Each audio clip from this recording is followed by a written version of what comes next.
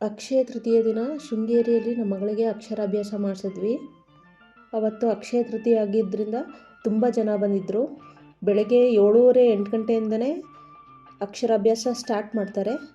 500 rupees ಟಿಕೆಟ್ನ ಕೌಂಟ್ರಲ್ಲಿ ತಗೋಬೇಕು. ತಾಯಿ ಹತ್ತ ಅಕ್ಕಿಯಲ್ಲಿ ಅರಿಶಿನ ಕೊಂಪಿಂದ ಮಕ್ಕಳಿಗೆ ಅಕ್ಷರಗಳನ್ನ ಬರೆಸ್ತಾರೆ.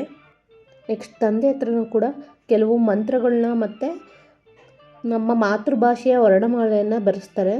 ಅಕ್ಷರಾಭ್ಯಾಸನೂ ಬ್ಯಾಚ್ ವೈಸ್ ಮಾಡ್ತಾರೆ. ತುಂಬ ಜನ ಬಂದಿರ್ತಾರೆ ಅಕ್ಷಯ ತೃತೀಯ ದಿನ. ಶಾರದಾ ಮಾತೆಯ ಆಶೀರ್ವಾದದಿಂದ ವಿದ್ಯಾಭ್ಯಾಸದಲ್ಲಿ ಏಳಿಗೆ ಮತ್ತು ಯಶಸ್ಸು ಸಿಗಲೆಂದು ಅಕ್ಷರಾಭ್ಯಾಸ ಮಾಡಿಸ್ತಾರೆ. ಎಲ್ಲರೂ ಇಲ್ಲಿ ದೇವರ ದರ್ಶನ ಮಾಡಿ ಅಕ್ಷರಾಭ್ಯಾಸ ಮುಗಿಸಿ ಶೃಂಗೇರಿ ಅಂದ ತಕ್ಷಣ ನಮಗೆ ಫಸ್ಟ್ ನೆನಪಾಗೋದು ಮೀನುಗಳು. ನದಿಯಲ್ಲಿರುವ ಮೀನುಗಳನ್ನು ದೊಡ್ಡ ದೊಡ್ಡ ಮೀನುಗಳೆಲ್ಲ ನೋಡ್ಬಿಟ್ಟು ಪಾಪು ಅಂತೂ ತುಂಬ ಖುಷಿಪಟ್ಲು. ಹೇಗಿತ್ತು ಈ ವ್ಲಾಗ್ ಕಮೆಂಟ್ ಮಾಡಿ. ಮತ್ತು ನೆಕ್ಸ್ಟ್ ವ್ಲಾಗಲ್ಲಿ ಸಿಗೋಣ.